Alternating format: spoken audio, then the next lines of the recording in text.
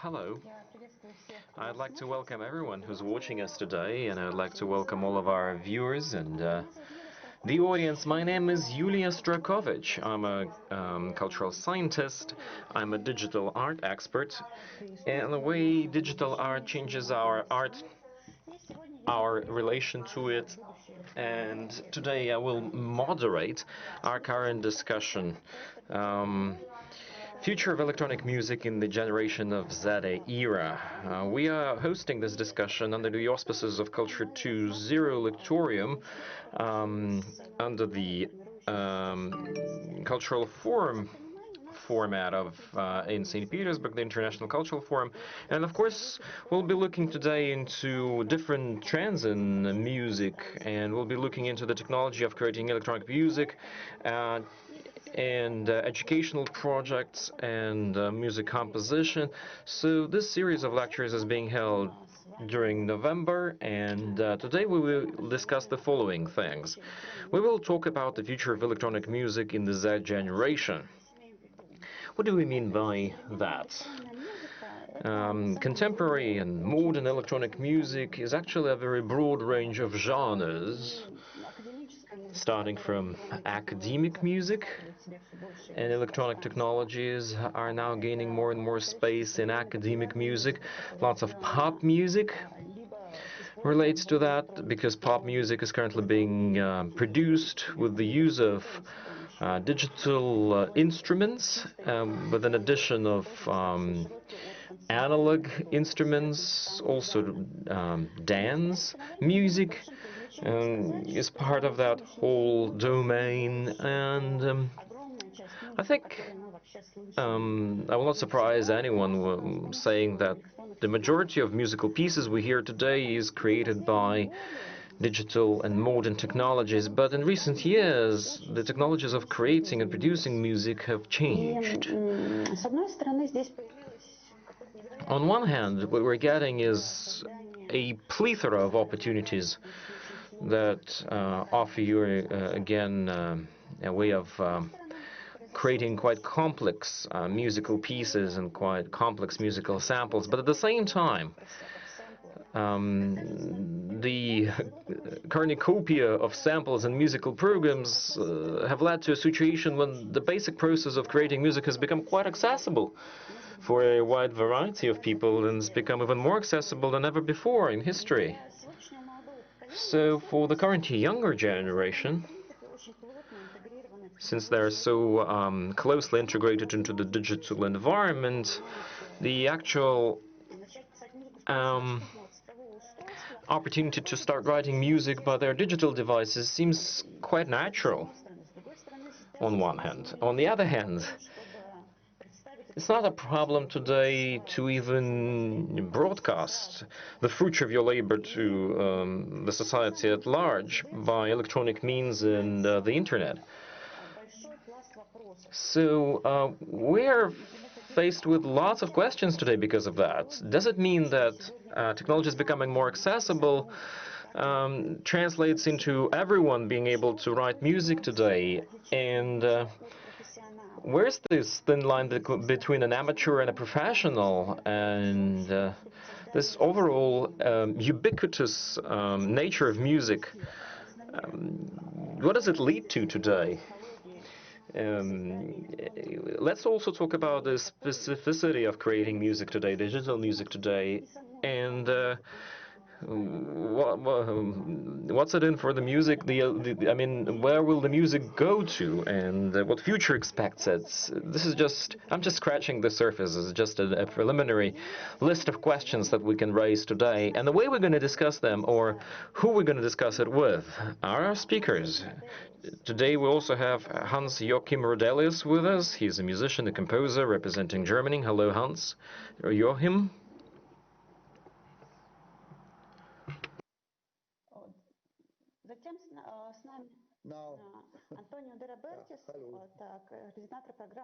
We also have Antonio De Robertis, Audio Production Program Coordinator, School of Audio Engineering Institute from the UK. Hello, Antonio.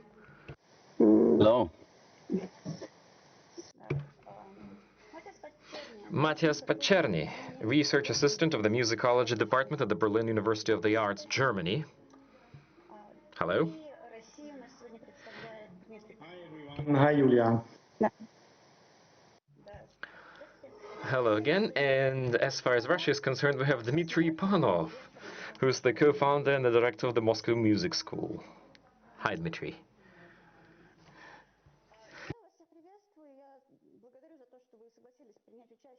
I welcome everyone, and I'm thankful to everyone for agreeing to take part in this conversation. Let me remind to our viewers that today all of you have an opportunity to write down questions in our social media and our social networks, and some of your questions will even be announced today. And it might be that your question will serve as the background for our discussion. And now I'd like to give the floor to our guests. And it seems to me that what we have today is quite an interesting group of people, quite an interesting company. It's not just because we're all representing different countries, it's also because we're all representing different opinions and views. On one hand, we have a musician and a composer. On the other, we have a person who's dealing with audio production and audio engineering. We also have here an expert who deals with musical education today. We have a musical scientist even. And I believe we'll be able to draw some interesting conclusions. And this is the 3D or 360 degrees view that we're aiming for today, having that rich of a panel. And now, according to our schedule, each and every one of you will have 5 to 7 minutes to share some of the major thoughts, to kick the ball rolling, to start the discussion, and give the launch to our discussion today. Joachim, unless you, if you don't mind, I'd start with you, because you're doing music, you're writing, composing music for more than 50 years, for more than half a century. And throughout all that time, you've been doing it using electronic means and technologies. And this half a century, the music itself, the cultural landscape around it have changed so much. And you're a person who felt all those trends and who've lived in all those trends. And I think your position is quite unique, so it will be very interesting to learn from you. So please, the floor is now yours.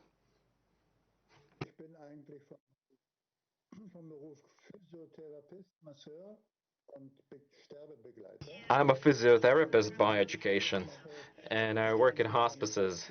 But when it comes to music,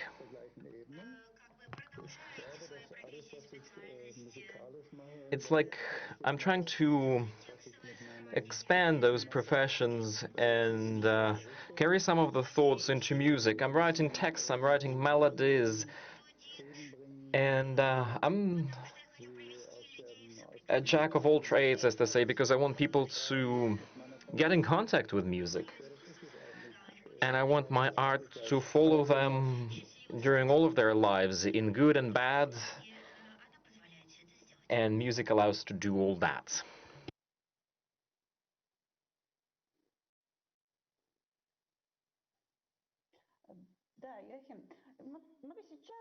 Yes, Joachim.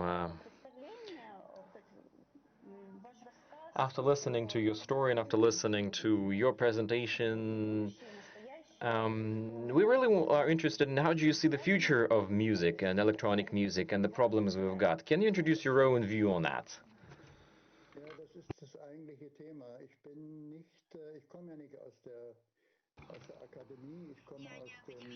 Yes, that's exactly the topic we're discussing, but I'm not an academic. I'm a free artist, so to speak. I'm a self-made man, and everything I can do, I learned myself. I work with sounds, I work with the language, I produce sounds from non-musical instruments, from musical instruments, and it's my personality that I'm trying to broadcast this way, not like a specific genre. And I've never had such a goal of trying to reach something or trying to achieve something in the sphere of music. My profession turned into the topic I tried to elaborate upon, and the topic itself turned into the profession. So when I work, I'm not looking back to certain trends, and I'm not trying to follow the trends and the way others see them. Electronic music and the future of electronic music. This is not something that I'm good at. This is not a topic that I'm comfortable, so to speak, discussing, because I am who I am and I'm doing what I'm doing. And that's how I started half a century ago, and that's what I'm doing until now.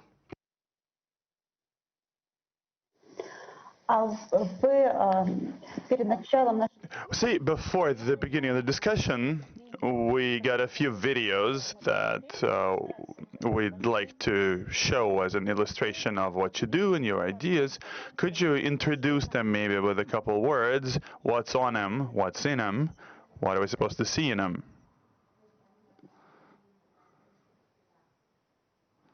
Das kürzere Video ist eine Begegnung mit Brian Eno. Well, there's a shorter video and a longer one. Just take a look at them.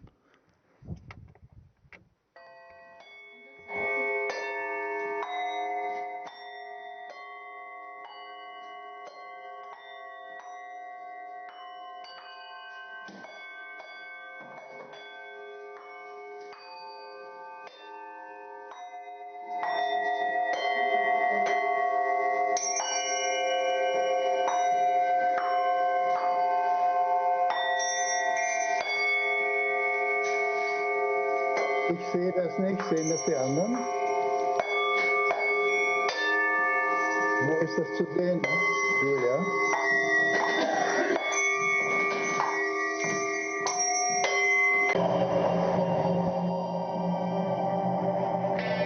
Unterwegs in einem alten Opel Blitzbus führen die drei eine Art Nomadenleben, spielen mit viel Engagement und für wenig Gage. Dann allerdings verlässt Konrad Schnitzler die Gruppe. Mit Hilfe des innovativen Produzenten Conny Plank arbeiten sie an neuen Alben. Konrad Schnitzler left this group, left the band, and now they're working on a new album called Cluster. We're going to carry on working on Cluster. Brian Eno. Entwickeln sie sich zu einem lautstarken Event innerhalb der We see the sound mixing process. This is all taking place in the 70s. We just make noises. It was called, you know, action. Nach Jahren auf Achse mit und im gelben Opel Blitz finden sie im Frühjahr Years went by. 1973 eine neue Herausforderung. In 1973, we faced a new challenge. You know, lived in paradise at the time. It was so beautiful.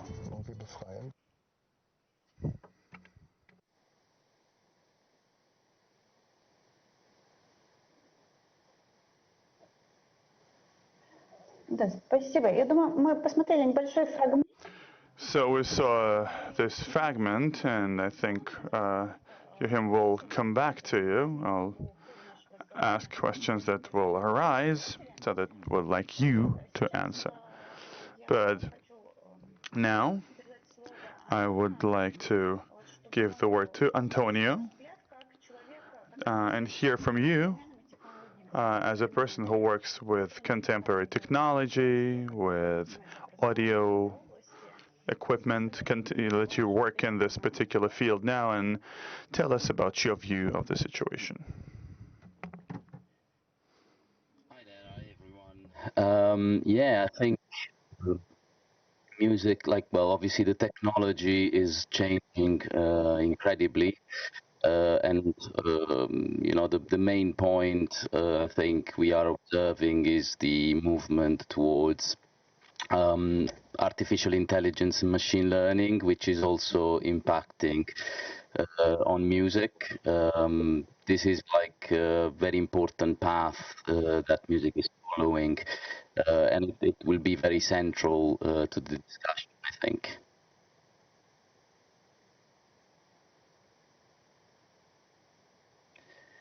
Okay, so do you want me to start the presentation? Okay, fantastic.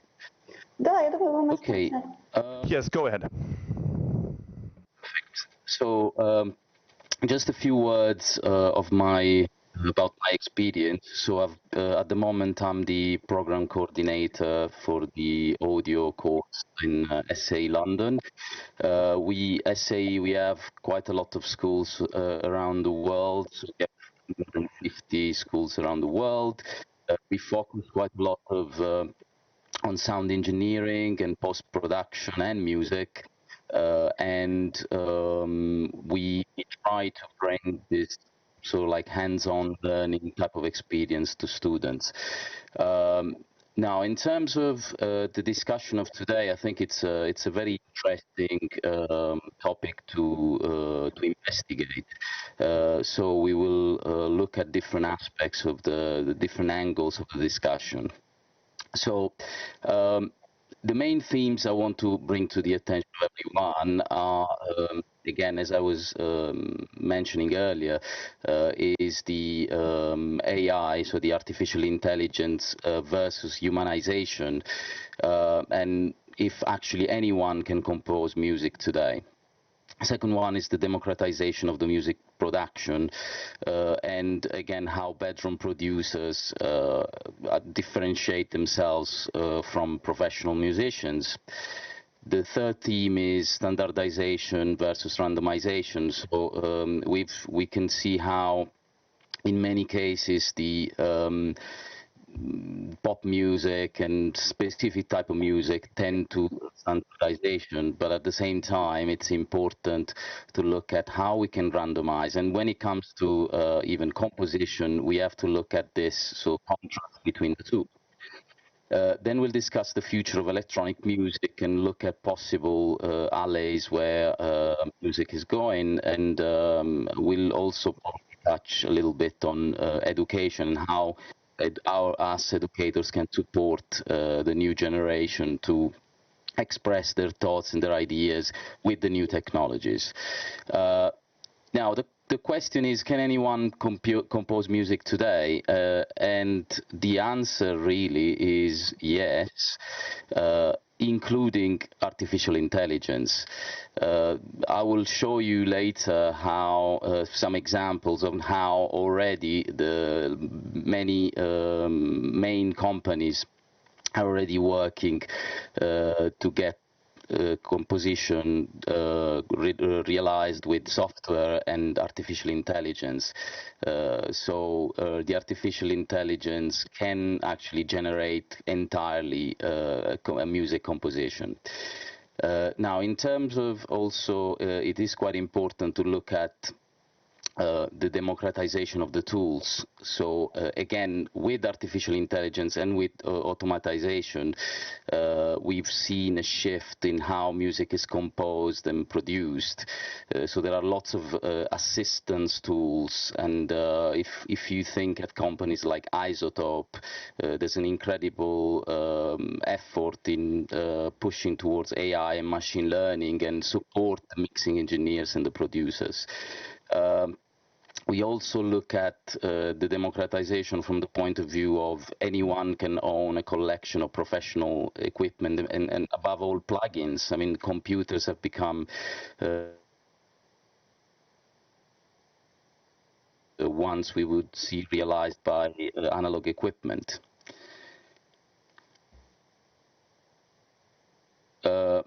Then we also see as like online distribution has helped the young musicians to push and propel their work in to a popular scale. We've seen artists that started from YouTube and just posting videos on YouTube, and then acquiring fame as they went along, and just use the medium to push their image and their music to the world. At the same time, on the other side, we see like a good degree of re-emergence of more humanized forms of music, like jazz in the UK. There's I think there was a statistic that was showing Spotify identifying as 40% of the jazz listeners were under 30 years old. So there's a repopularization of jazz. Now, the question of the degree is the degree of humanization. So one important aspect is to look at how much the machines can do and how much the humans can do, and where do we set the limit, like what do we think is sort of like qualitatively interesting and powerful. But at the same time, we can use AI to do things for us, but then the question is it going to be diverse enough? Now, we'll look at also, let me just open my next.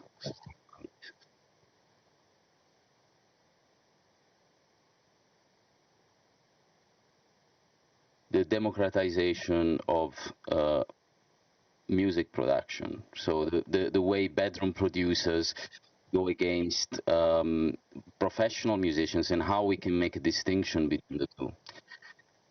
Now, on one side, we see that bedroom producers have potentially a less powerful or less complete knowledge of the tools, but at the same time, they could bring in a fresh approach, which could potentially bring new exploration to music and production. We've seen a phenomenon where potentially lots of bedroom producers and artists have become very famous and went to win Grammys, like we have the case of Imogen and Billie Eilish here, just as an example. The last one being the last Grammy winner for Best Record, as you probably know. Then at the same time, the question against that is that many times these artists are shown as bedroom producers, but then they recur to professionals to get their work polished and ready to release. So there is always an intervention of professionals even in this work that seems to be made by bedroom producers.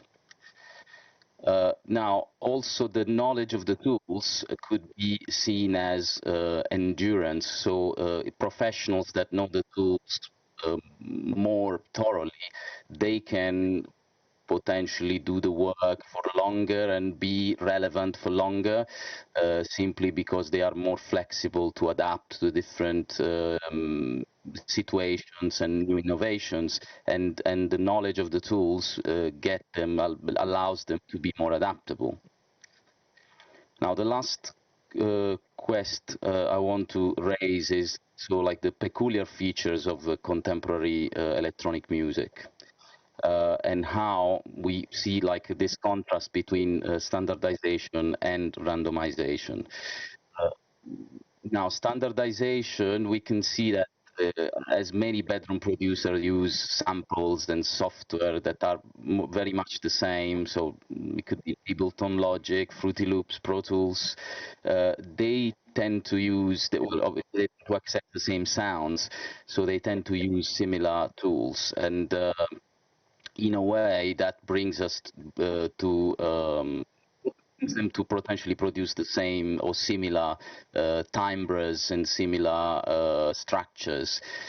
Also, at the same time, the industry tries to, we can potentially try to standardize the aesthetics of music to fit the artist within a specific context and market.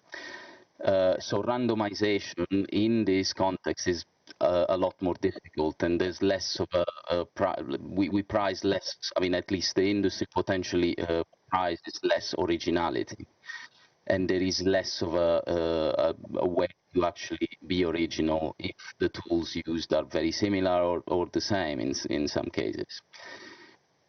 Now, you have also a situation where the computer, like we have to make a distinction between the computer-based and the modular analog synth-based, because modular and analog synth-based music has gained momentum again, and at the same time, because of the randomization and because of the random quality of some synthesizers, it's obviously much more, there is more of a chance of randomizing. And the last point is, so we have a shift between, like towards self-generative and interactive music, where the human interaction and the human intervention can take new forms they can take new forms. So just to finalize, the future of electronic music, in my opinion, we will see quite a lot happening in self-generative and interactive art, as well as AI-made. Also, we'll still keep this postmodern taste for retro and vintage synths, but also acoustic music and jazz potentially.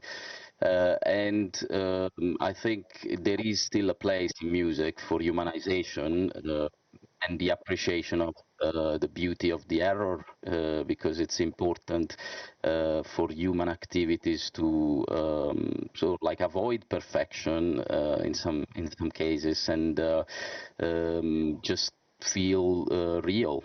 So this I think is an important aspect to bring to the discussion. And that's me done. Thank you.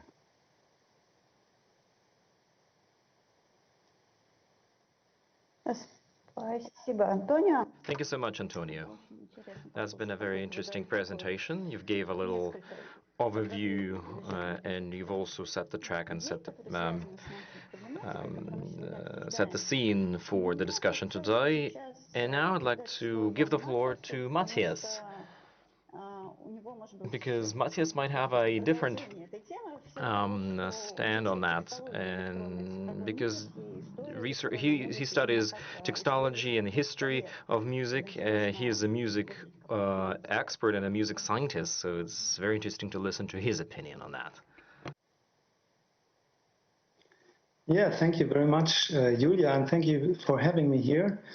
It's a great pleasure for me, and I think it's not so different from what Antonio told us. Thank you very much for this, Antonio. And I guess there will be some interesting connections. Maybe some words about me and my profession. As Julia already told to the audience, told to you, I'm musicologist, but I'm mainly a music historian. And I'm working at the University of the Arts, and there in Berlin. And there regularly I teach about electronic music and also about electronic dance music particularly. And in 2014, together with a colleague, I had a quite big international conference. It was called Techno Studies, and this is a little bit commercial block now here. We had this book afterwards from this, and I think that's the reason why I was invented here. So we did research about how can we make like history writing, for example, of electronic dance music, stuff like that. But the other half of my affiliation is I'm working at the Academy of Science and Humanities in Berlin. And there I'm leading a team. We make a critical edition of the work of Bernd Alois Zimmermann. And he's a composer from Germany. He worked at the same time like Karlheinz Stockhausen.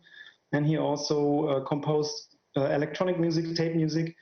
And so this leads to my first, for today I prepared like 3 big questions that I would like to discuss here in this group, but also of course with the audience. And the first one would be maybe for you a little bit surprising, the future of history of electronic music.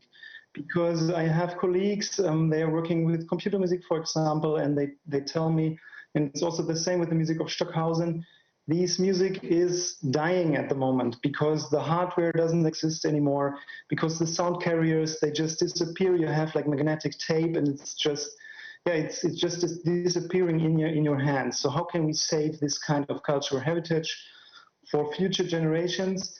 And it's not so easy as it sounds. It's not just like you can just digitalize it, because you need a lot of knowledge for the whole technology surrounded. I think Hans-Joachim will agree to me that it's if you just have a tape and digitalize it, you don't know so much about the music. Or if you have like a computer from 1980, it's not so easy to transport the whole idea of this into the digital world of our days, or maybe the digital world in 50 or 100 years. So my first question would be how to save the history of electronic music for the future. And the next question is, I think, would quite perfectly continue to Antonio. It's about the relation of artificial intelligence and electronic music.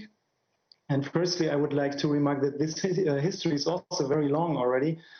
Some of you might know it starts already actually in the 19th century, but we have like in the 1950s already compositions like the famous Iliac Suite from Lerayin Hiller, a string quartet composed by a computer. And I think the question is not, the question should not be, for example, can computers compose?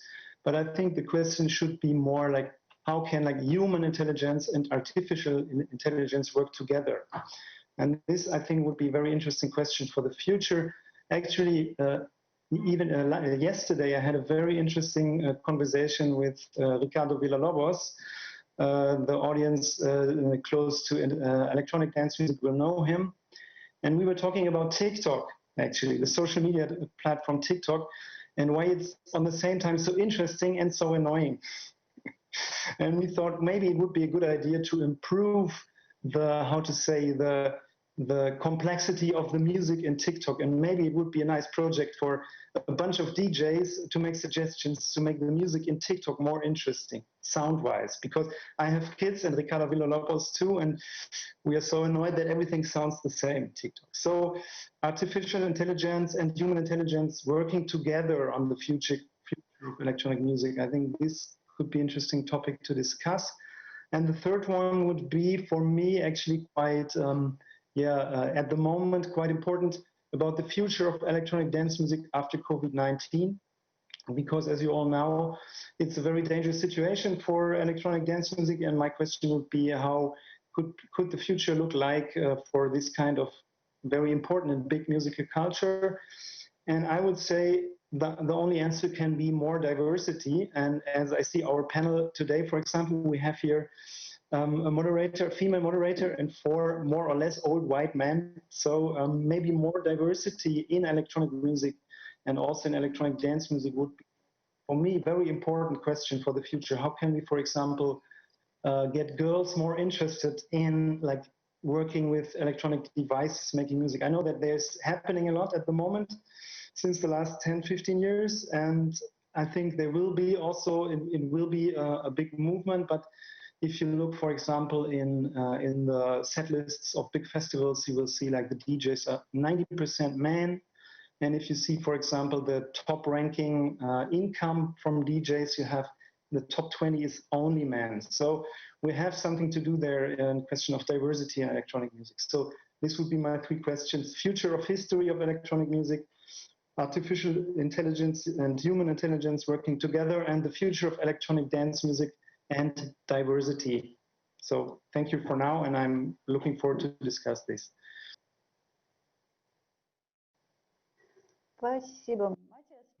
Thank you, Matthias. All of that will be included in the subsequent discussion. Yes, we're now, you see, placing hooks and putting our strings to those hooks, and let's see whether we will catch any fish with those lines and hooks. In the conclusion of that introductory part, Dmitry Panov had cast his own lines into the water, the murky waters of electronic music, the ones that he thinks are interesting, because he is the representative of a modern musical education in Russia. So Dmitry Panov, the floor is now yours. Hello. Hello, dear viewers and dear audience. Me as Yulia, our moderator. I'm a culturologist, but at the same time, I'm also a musical school director.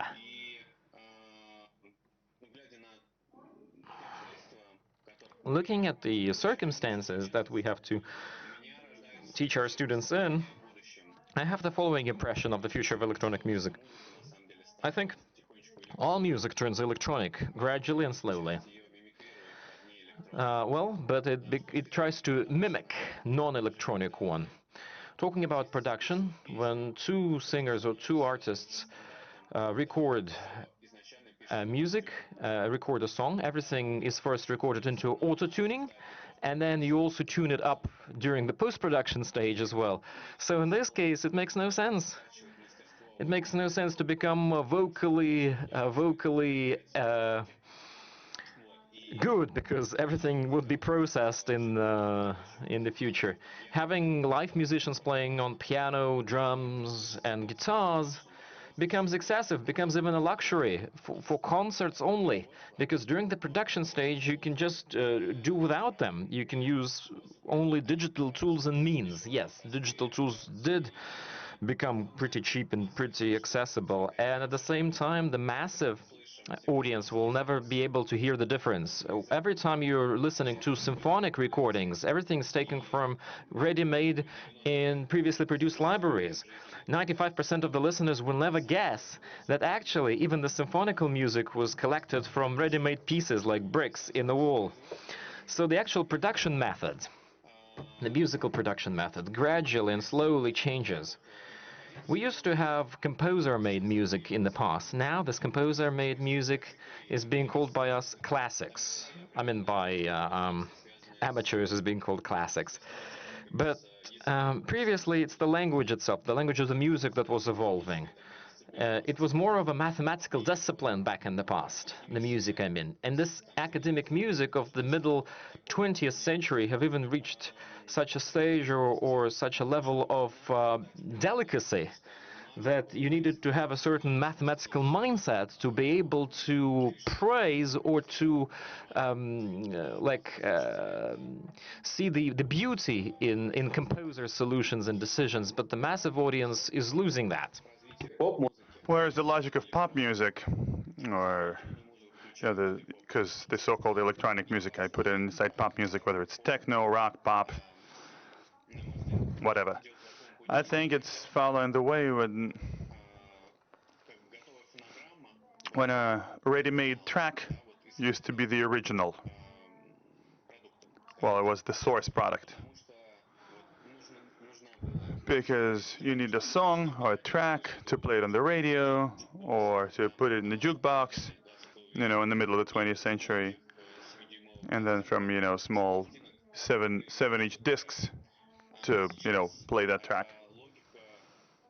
Now, the logic is we cut them even into smaller pieces because the producers now create sample packs, stems, from which either other people are going to put other tracks from, or artificial intelligence that my colleagues talked about is going to put together generative music.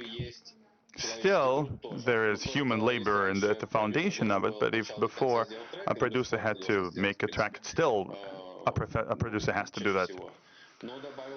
But now, there is this sort of a hidden from the ears of the viewers when the producer makes the stems that are put in the foundation of the library, and then the artificial intelligence puts tracks together afterwards. So these are the tendencies that I can, you know, pinpoint. And I see that because our students make a brief once a year or project for a Russian startup of generative music. It's called Mubert.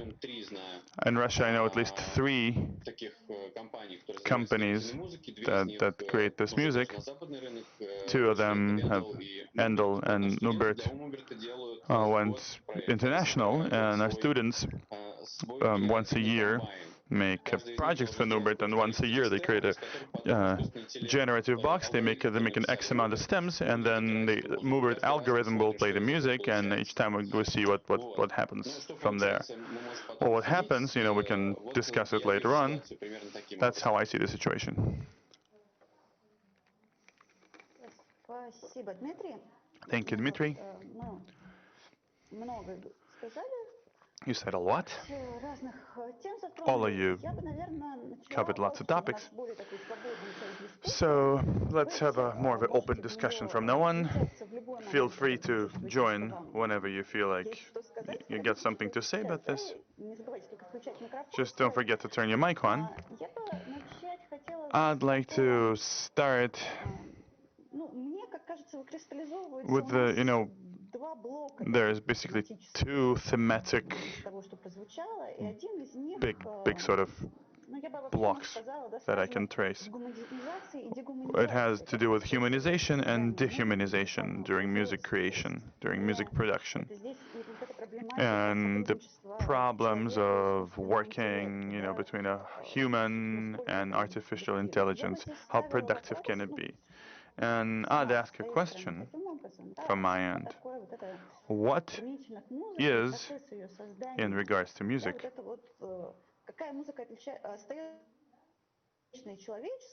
what music is human and what music is dehumanized? Is there a border? Because Antonio said, about the resurgence of interest to jazz, to the very, non-electronic genres, as a witness of the gravitas towards humanization against the backdrop of what's happening. But at the same time, is the technology the key here? Because it doesn't matter if, if it's the live music or if it's electronically based. Can music that is created electronically can be humanized? Can it be, human music? And if yes, then what is needed? What's the border where it stops so being, when it becomes a machine?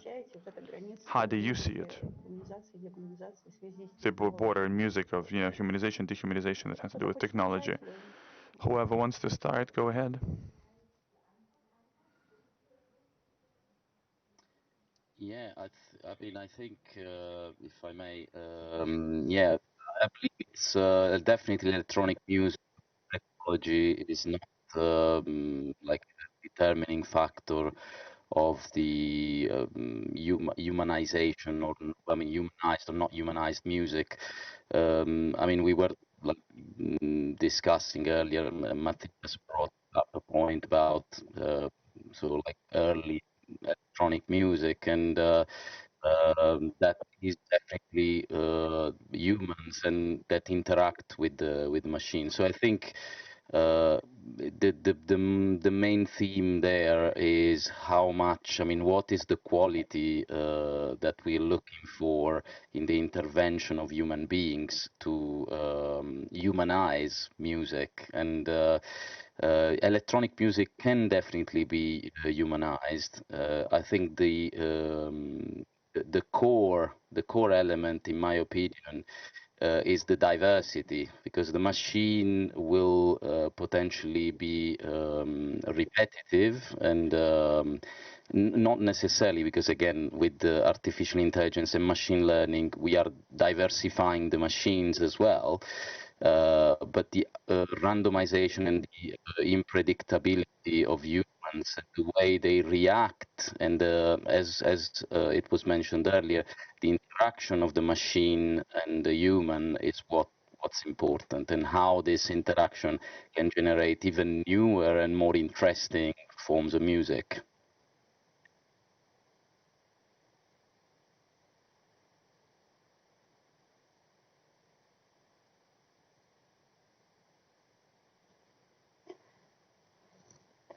Я бы, может, хотела даже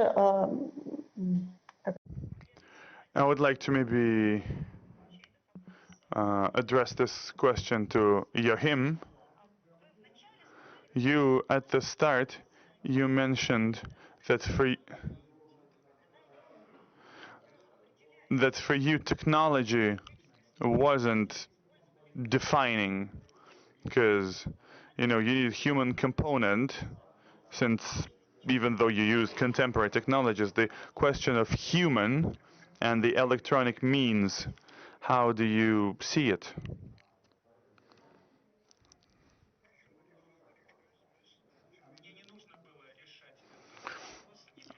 I never had to answer this question. It happened on its own, what I was doing. I was always trying to find new ways, since, I didn't change myself for electronic music. I worked with the material that was generated electronically. It could have hurt my brain, because the quality of sound, the psychoacoustic effect, wasn't discovered back then. You know, the more music you make, you know, the more excited you get, because the activity is fun. It's pleasant, but there's responsibility. You need to know how this works. You need to be one with what you do. And as a human being, you bear huge responsibility.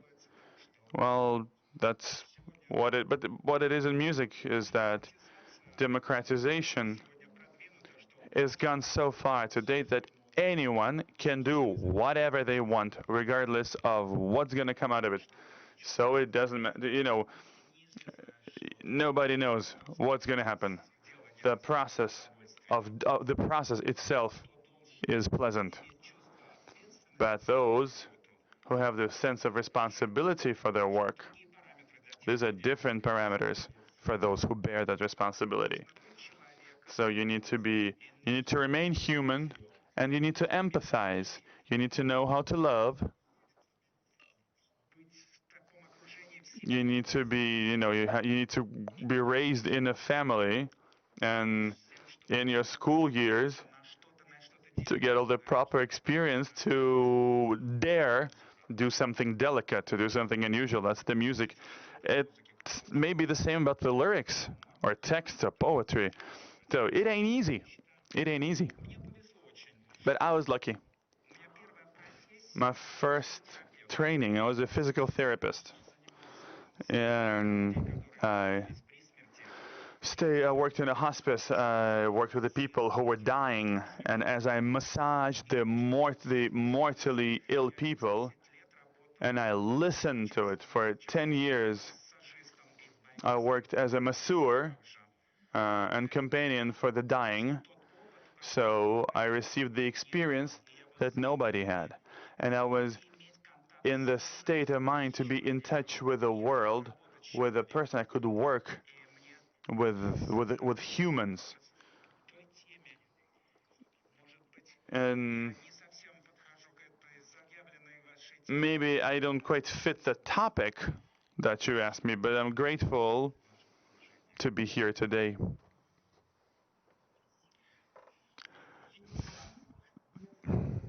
Well, thank you, thank you. We're happy that you're here too. But in general, here's my next question. Because in different speeches with different speakers, we're talking about accessibility. Accessibility of production tools. So I have a global question, and I wonder what you think about that.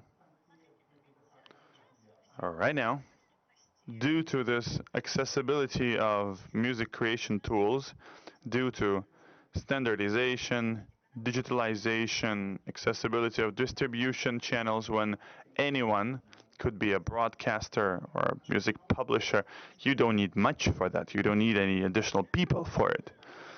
When what we used to call music industry before, well, you could look at it differently, but somebody said that, you know, it's a doorman that doesn't let the talent break through the commercial filters.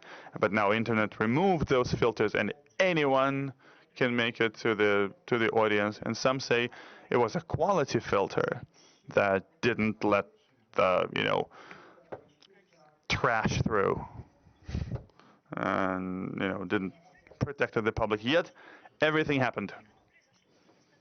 And it happened, you know, a long time ago. It's been, you know, we're in where we're in for over 10 years. And at the start of this, there was a discussion, different people who really weighted different things. There used to be a poll of the idealist that used to say, well, now that everything happened, we're going to get a new cultural renaissance. That means that the great masses of people that make new music. Now that they have production tools, they're gonna create some huge number of incredible music, and now there's gonna pour onto us with all the fabulous music, and the healing of tastes is going to finally happen. Now that the industry isn't there, the industry that would tell us what we should listen to, that's the good stuff that's going to start floating up because the industry used to be in the way, and now the good stuff going to get popular. That was one point of view.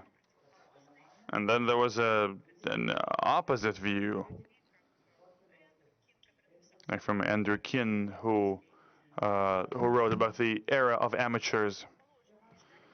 And, they expected totally different because they thought now that the barriers would be gone, there would be a disastrous drop in quality, disastrous simplification, a degradation, not a renaissance, but a degradation, because what's going to pour out is going to be a low quality music. It's going to be bad music. And he called it digital Darwinism, the survival of the noisiest. Up on top, it's not the most talented, but it's going to be the most primitive, the most accessible, and those who just make themselves known the loudest. And these were two opposing camps that were waiting, for two opposite things to happen. It's been a decade. In your opinion, not that who's right, but the question is, where are we moving towards? It's either or is it a third path? You guys, you can choose. Can I say something? Yeah, that's of course a very interesting question, and I think Dimitri also brought this up. I would say, or also Antonio, I think this thing of democratization, for me, it's kind of a myth, actually. It's a new myth, and it's because we have what we saw like the last 10 or 15 years was a new configuration of music industry, and there were new gatekeepers and stakeholders stepping into the market, like for example Spotify or whatever. So there was something was turned around, but I think this period is over now, and now we have new big players, and this is kind of now we have like a new thing is established now, I would say, in a way. But I think what's more interesting is what I think Dimitri brought this up. Maybe we are entering a new phase, or a phase again, where the idea of music as compositions is fading away a little bit, and it's more into the idea of music as communication. And then it's not so important, or the question is something good or bad music is not so important anymore, and it's more about a fast reaction, or it's about how many people can I reach with this.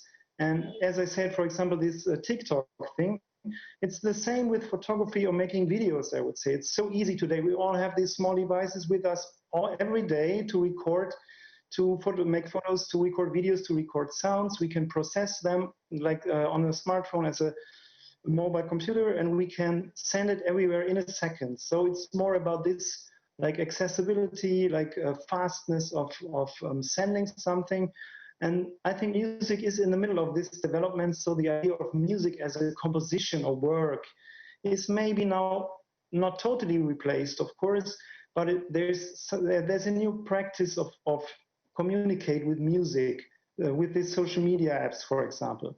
And for this is, of course, not so important if you have a professional outcome, but the professionality is going somewhere else. It goes to app design, for example. And then again, it's democratization. For me, it's a myth, because if you are, for example, an influencer in Instagram or in TikTok, you are so limited because everything is in the app design. You cannot change the app design. So it's very easy to access, and you can reach people all over the world, but you cannot change the framework at all. And in the terms and conditions, you agree that the content doesn't belong to you anymore as soon as you send it. So this is, I think, very interesting new circumstances. And I think the old perspective on music as composition or social practice of people in the same room doesn't fit for this anymore. So that's my statement for this.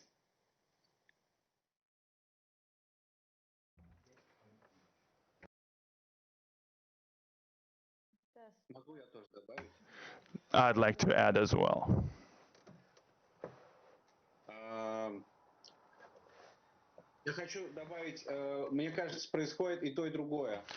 I think both are happening. You know, there's plenty of trashy music we can hear right now. But at the same time, those who never had a chance to be heard before, now they have a way to access their audiences. So it's both. It's not the main thing that's happening. An interesting consequence is the people that never listened to music before or whose musical outlook was limited, now it has amplified incredibly because the streaming now, it recommends more stuff to you. The available repertoire to this average listener, it expanded even against their will. No, not that they asked for it, but it happened. And due to these processes and this dehumanization question, I see it in the following way.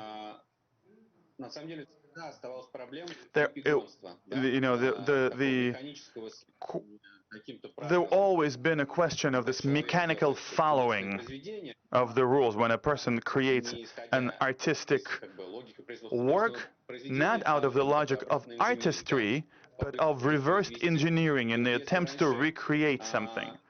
And if before it used to be, it was a growing pain for a human, and now this whole concept of feeble imitation is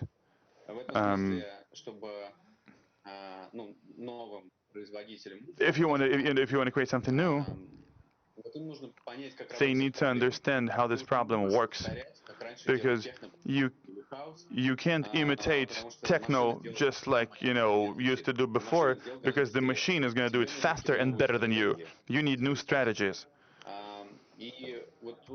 And it's interesting that in the 19th century, not all the population, even in Europe, were literate. But when people learned how to write, not everyone became a writer. And it's the same thing.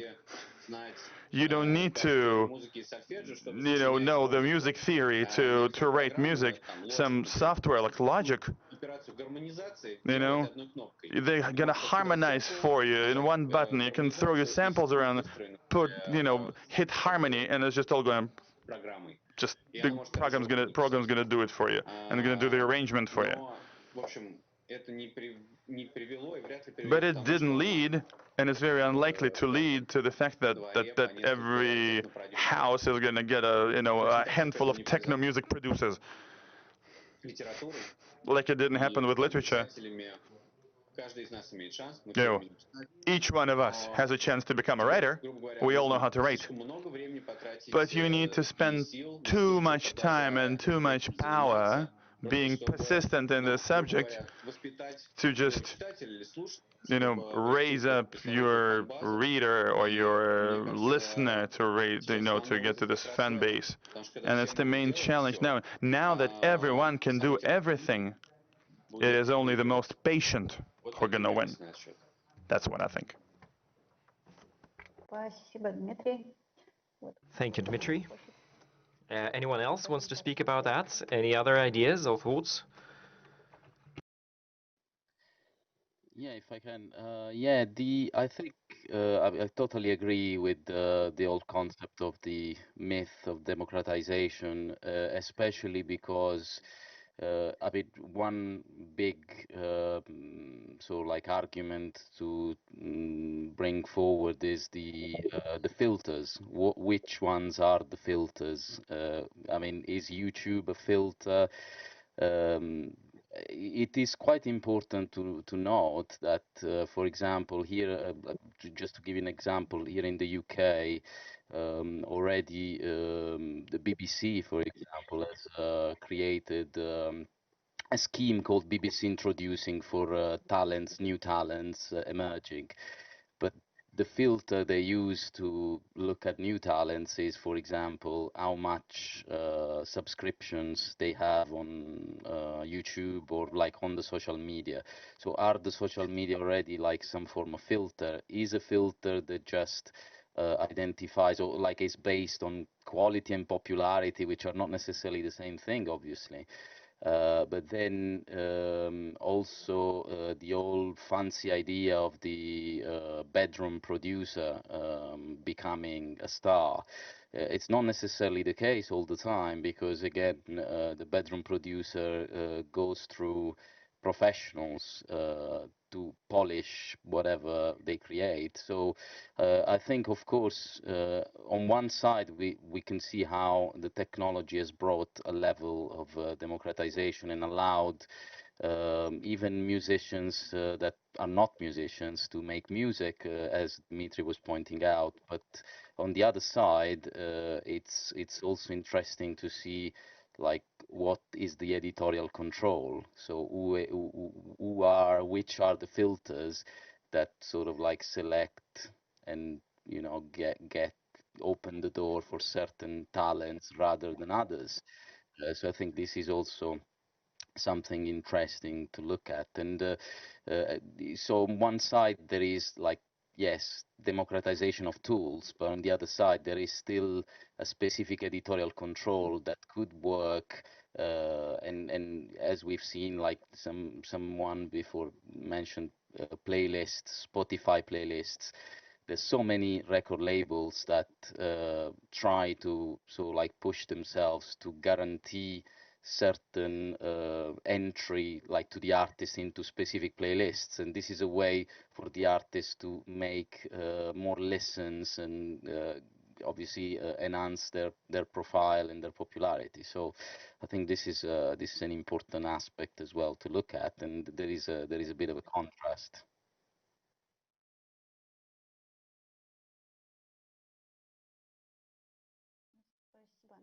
Thank you so much, Antonio. What I believe we need to discuss right now, based on what's been voiced previously, there's a question to Antonio and Dmitry right now, but others are also welcome to join. Regarding musical education, considering that we have an epoch of amateurs, we have an epoch of accessibility, what do we need to teach people? And how do we need to teach them? Yeah, it's a cult of amateurs that we're observing. It's like everybody can do everything by themselves. You, Dmitry, you have the Moscow Music School, and within the walls of this Moscow Music School, you are aiming to bring up the new professionals for the new environment and for the new reality. Not just the musicians, but the musical managers as well, the new ones, for the current day and age. So, to your mind, what shall the musicians be taught today, and what shall we teach our musical managers? What do they need to learn? What do they need to be educated about? So what's your take on that? I got your question. Thank you so much. Thank you. May we figure out the terminology? Because this term, professional, you can't apply it to everyone. It's more of a, it smells of Marxism even. We need to differentiate. Professionals are just a few people who are involved in the musical industry, like sound directors or sound engineers. These are professionals.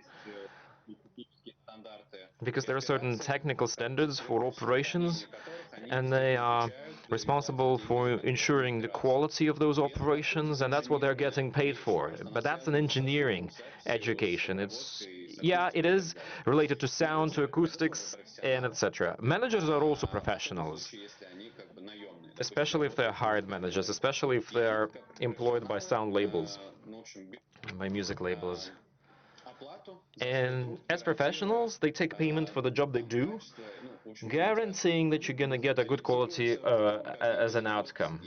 So these are the sharks that sail in the ocean of making money. The others, or the rest, I can't really call the professionals, because you can't make a flow of producing, you can't guarantee that you'll always be producing hits, hot hits. This is not a manufacturing process. This is not something that you guarantee always at the outset.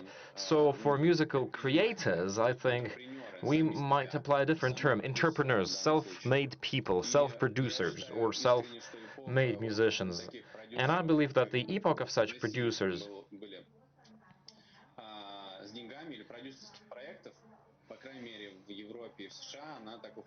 is fading away, at least in Europe and the US. When you have something like Backstreet Boys, the purely production-made project, when people are selected specifically for a specific genre of music and then they're being promoted in one certain way. Everybody now turned into creators, right? Everybody is now capable of producing and creating music. So the need for such producer projects is going away. I know that hip-hop is still on top of the game, but in Europe it's becoming now a rarity. What we get are new cultural heroes: Billie Eilish, amateurs who became known and top hits. So talking about what we need to teach, well, we need to teach professionals a certain set of skills, and that set of skills has not significantly changed. Music production actually has not changed because of the music consumption. The consumption of the music is still the same, and that's why the competences are still the same. Technologically, sound engineers need to do a little bit different, but when it comes to the kind of skills they need to have, it's the same. For creators, the demands and the needs have definitely changed, because if you're a creator, you need to know how to work with a machine, and you can't just take your music from, I don't know, or record it with some shitty microphone. You can't really make a machine write something that will later on attract a whole community. So what the creator needs to do is collect a community around the music, and apart from the music, you also need some aesthetics and some idea behind your production, behind your piece of music, behind your piece of art, so that everybody is coming back to your music and listening to it all the time. You need to be associated with something. So you need to have a set of values that people will be attracted to, the listeners would be attracted to. So you're a community builder if you're an artist, and that requires a lot of other tasks and skills, and that's what people need to learn how to do. I can't really say that you can teach that, or there's a recipe for success that works all the time, but you need to have a certain sandbox period where you can play around with stuff, when you can just try to figure out how things work, and then go into the open world and start distributing your content. Because as far as content is concerned, it's generated in bulk, in mass. It's like when you're building a sand figure on the beach, the next coming wave will sweep it away completely. So the musicians and the artists today, when they compete, they are no longer competing with each other for attention, but they're competing with other bloggers out there who do, I don't know, cosmetic reviews, who are doing unwrapping or unboxing videos and whatnot. And there's also a trend, I don't know how about abroad, but in Russia, it works. You might have a blogger who has a lot of audience, like millions of people, and these bloggers now turn into musical artists because they have a lot of audience, a lot of communities. So that's the producer project, again, 2.0, because previously producers, what they did, they never had any audience, and they want to launch a new star, so they would do everything to make the star shine. Now the situation is even better because who comes to producers, professional producers? Are those bloggers with millions and millions of fans, and they want to turn into real stars and they want to turn into real musicians and artists. So producers have some dough to mince, right? And people who want to do music, I don't know, bloggers, musicians or artists, never mind how you call that. So they have to also compete with the new bloggers out there, with some who wants to become a musician right away. That's it. Dmitry, do I get you right that, to your mind, in this current situation, in the current day and age, for the modern musical education, there is a challenge. What you need to bring up in a new musician, in a young talented musician, it's not the quality of the music itself. Whereas storytelling, it's like in a contemporary art, you need to do storytelling, and quite often the story is even more important than the product itself.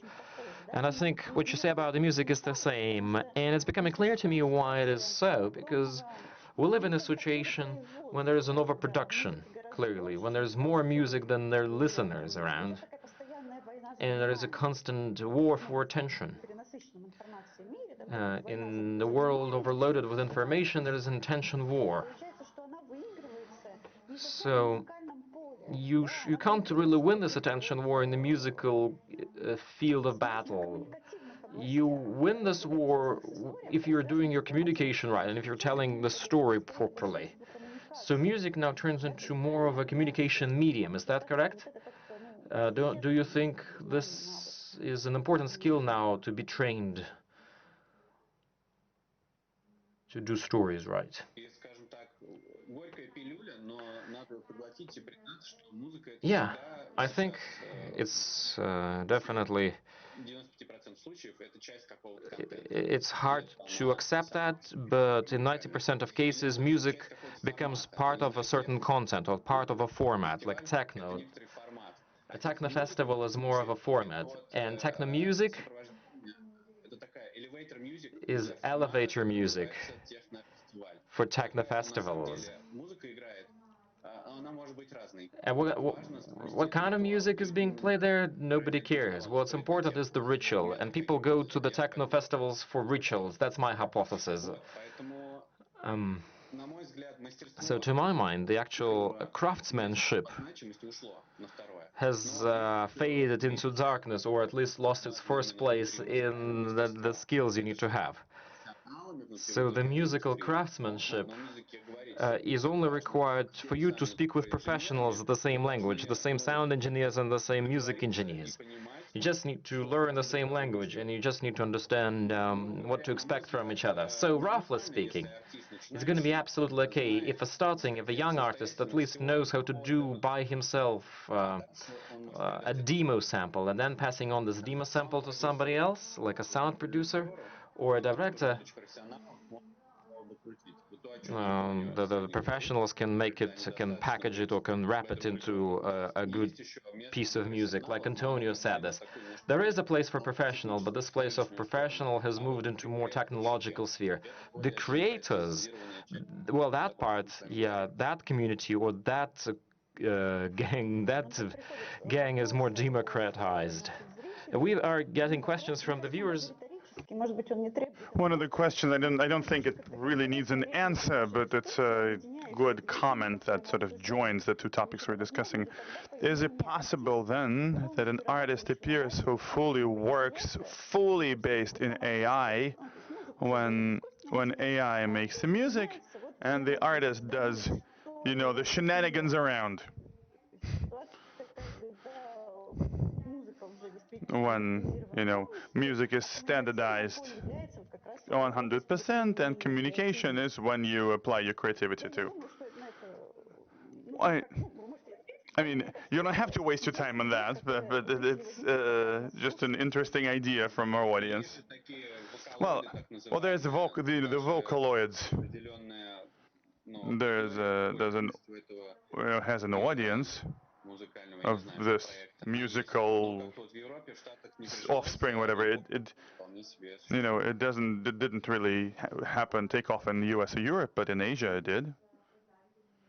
Да, еще, ну вот я задавалась вопрос по поводу все-таки образования, да, и чему мы So, учим. but going back, like, you know, what do we teach? You know, Dmitry said he's taught Antonio. Do you see it in the same way, or do you see it differently? Yeah, I think it's quite important, as Dimitri said, to make distinction between the creators and the people around the creators, because it's true. I mean, and in our experience, we are primarily in the sort of like technological side. So I mean, our goal in our mission is really to educate students, use the tools and uh, all the techniques which are technological, and there's a lot of semantics and language that goes with it, like Dimitri said. So, you know, they have to understand each other, like engineers have to understand each other at the different parts of the process.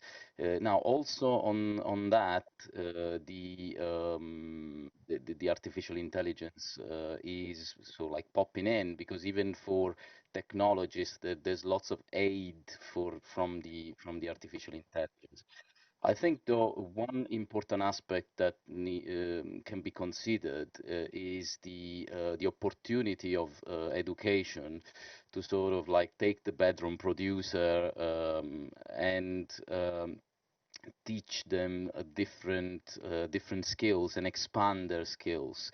I mean, we have quite a lot of students that come in as bedroom producers, but then they also look at lots of other areas in audio production. So from sound design and post production, but also breach into programming. So they start as electronic musicians, but then they get interested into software such as Pure Data or Max MSP.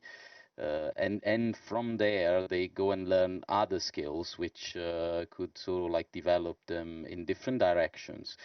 I think this is potentially one important mission of education. So like expand the knowledge. I mean, like not necessarily only music education. Like this is a mission for all, so like subjects of education.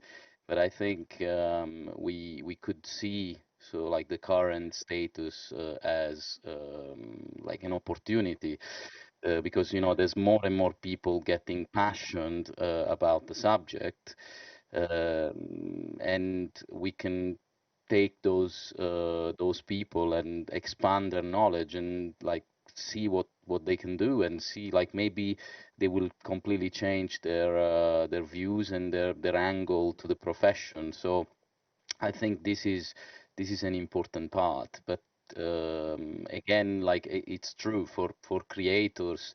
Even again, it's a matter of how we manage.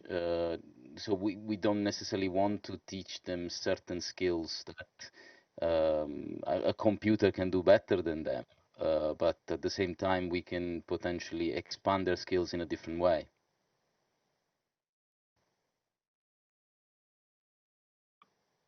Can I say something too here? Да, конечно. Yes. Also in answering like Dimitri, maybe I understand you wrong, but for me it sounds quite very pessimistic. Call me naive or romantic, but I would say I would still believe in the power of music, because you said music has to compete with other contents, and I totally agree, because today we are used that every contents come from the same devices. But I would still believe in certain powers, or that music has things to say to us that other art forms cannot say to us, for example. And so I would say education in music would be firstly to teach about this, and what's specific in music, what can music do to us, what nothing else can do to us. and afterwards comes like technical tools or whatever. And of course, I also would disagree what you said about techno festivals, because as you said, now during this summer in COVID-19, you saw like a lot of, and I don't want to say let's do this, but it's just what happened, like illegal raves all over the world, because the people missed this kind of music so much. And so it has a certain power, and music can create spaces that nothing else can create. And so it's, yeah, I think, and still then I would say it's not the question music made by man or machines. They can do it together perfectly. And the question should be a different one. So what can music tell us what nothing else can tell us? And I would also agree what Joachim said. For example, music has something to do with our bodies, for example. Like no other art form. Music is totally connected to our bodies. And that would be, coming to the end also of the discussion, a very interesting question for me. If electronic and the human body emerge more and more, maybe in 100 years we are all kind of cyborgs, and then it's getting really interesting, I think. Then you have like an implantat in your brain, and then it can stimulate you have the music created in your brain. This would be perfectly interesting, and also, of course, very dangerous. But this would be an interesting question, how this could develop, because then you have the connection of the body and the machine and the music, and that's totally interesting question. So much for now.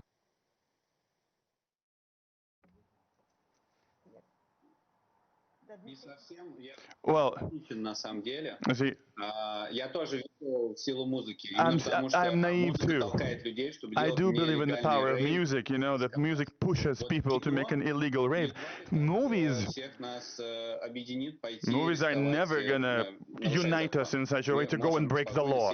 You know, we can, you know, sit and watch a show at home, but, you know, people are hardly satisfied by a chance during quarantine to sit alone and listen to techno.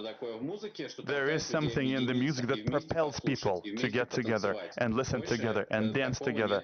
Nothing else will do it. And this is why I love the music. This is why I'm doing it. This is why, you know, I'm so passionate about it. Isn't that interesting? That democratization, this whole idea, is not new. You know, it's from the Renaissance times. That democratization of tools that give you access to the art, when everybody starts partaking, that has to contribute to a certain improvement of the quality of life. So maybe we don't have the same, you know, adoration of the big names, whether it's composers that everybody admires. You know, we go into music and music does something to us. It's big music. It's one internal process of human life. But then it's different altogether. When there's small music, but it's yours, something you can do, something your neighbor can do. It's a communication form. And on the one hand, artistically, it can be simpler, it can be smaller, but it still makes some work in you because you did it yourself. And it's similar to, you know, the pre-professional era, when music was just an in-home entertainment for people, you know, people in archaic villages. They knew how to play music. It was natural for them. And it's then the professional community crystallized. So there's an opinion that we made this full circle, and now we're going back to the post-professionalism era, when, you know, in-home music making is making a comeback. But in this regard, I want to ask, we talk a lot about what democratization did, about the music as a communication form, what happened to photography. Sure, it remains an art somewhere, but now, you know, it's the new type of writing, really. It's just a new form of literacy. It's a communication mode. Music isn't quite there yet, but music as communication, you all mentioned that. Still, The same electronic technologies, apart from giving this accessibility, on the other hand, they gave you a chance for complication, for new means of expression that music never had before. Because remember when there were just the music instruments, it's not just the way of simplification, it's a way of complication as well. That can, new opportunities that can give you enormous artistic results. How, in your opinion, or maybe you can just give particular examples recently, with the development of these new technologies, do you see, apart from the bedroom composers or bedroom producers, do you see music, some examples that not just going to stay, on top of YouTube, but something that would stay for generations to come? Like, do we create something that's going to last for a long time? Or is the music now just, it's a faster consumable product?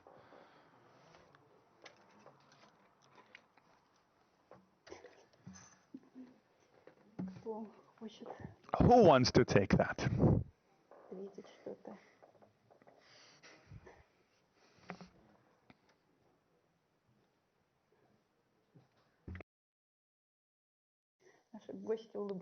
Maybe I have to say everyone's smiling and doesn't want to say anything.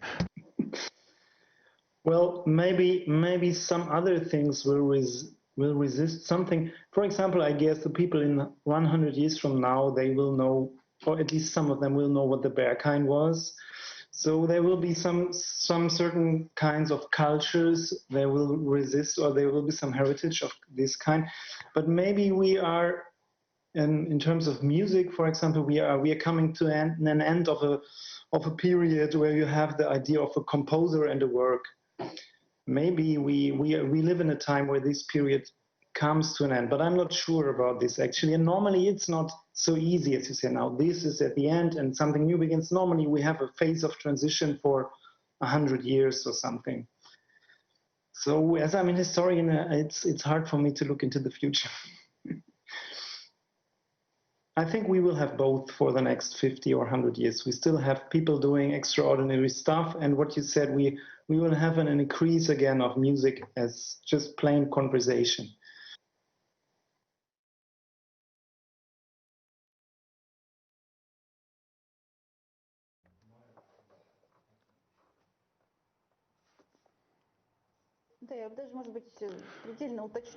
Okay, let me pinpoint this question. I know this is not a knowledge question; it's a feeling question. No one's a futurologist. What futurology are we talking about, really?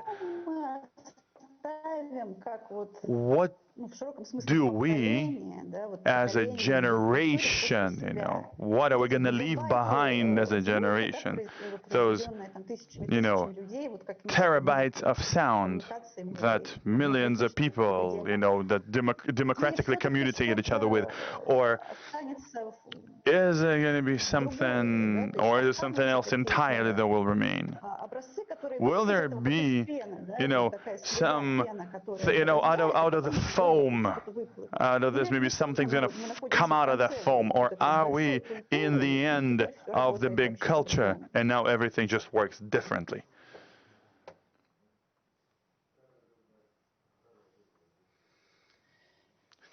Yeah, I don't know, I guess, I mean, as a feeling, I mean, there is an important thought to express that, as we've seen many times in history, there are lots of, musicians and works that they weren't necessarily appreciated at their time. And then they became iconic of the future, so like approaches. I'm thinking about like avant-garde composers, and so like lots of like this type of scenarios. But also I think what is really potentially going to last is like whoever is going to be able to capture the spirit of the time, you know, and potentially even people like done in the past that are able to use the technology and make it human and arrive to people and talk about like the issues and the you know, the situations of of our time.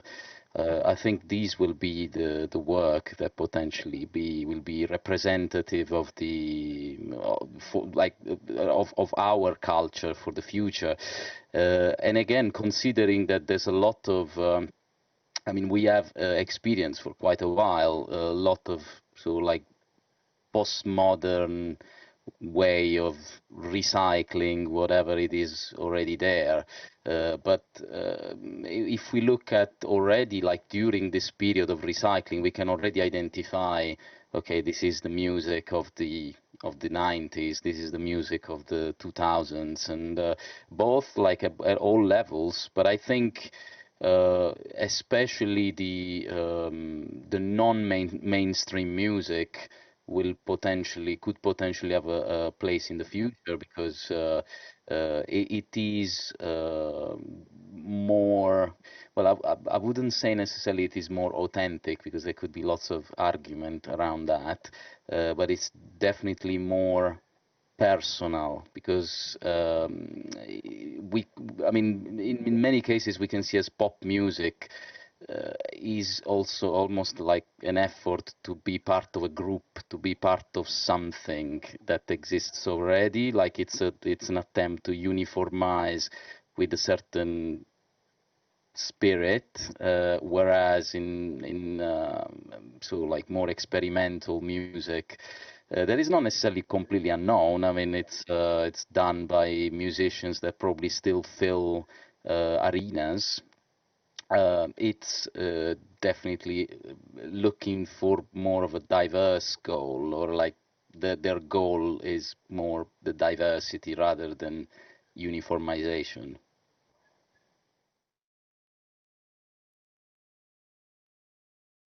Спасибо, Антонио. Мне очень нравится Thank мысль о you. том, I love the что thought останется that безусловно кто-то, но не тот, кто there's просто going to be лучше всего someone, использует форму времени. but not someone who just Кто uses the лучше всего form the сможет best, воплотить еще и дух but времени. someone who captures the Это spirit of the time точная the best. идея.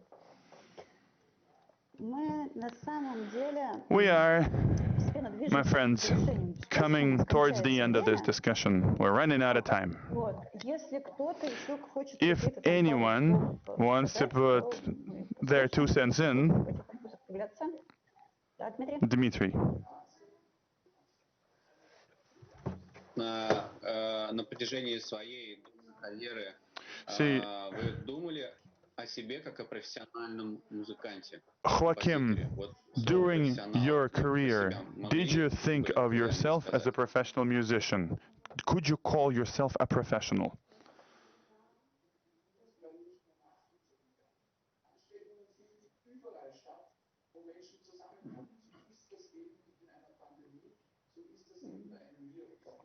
Иохим, вы слышали нас? Joaquim, did you hear us? Ja, ich würde nur sagen, alle Musik, die mit Herz und Seele gemacht wird, wird ewig überleben. Any music that's made through heart and mind is going to live forever. Я не уверена, что это... Мы все услышали все вопросы. Ну, давайте на этой фразе. All right, you know what? I think this phrase, even though it didn't answer Dimitri's question, it's a perfect end for our discussion. Thank you all for being here, for joining us, for sharing your experience. We haven't discussed everything we wanted to, but the most important things, they have been said. And I hope that our audiences have enjoyed it as much as we did. And a reminder for our audiences, the next discussion, called the Discussion with the Taste, takes place at 8 p.m. Moscow time. And that's it. Have a great night, everybody. До свидания. Danke an alle. Thanks for Ciao. having us. Bye bye. Matthias, wir müssen uns mal Bye. unterhalten.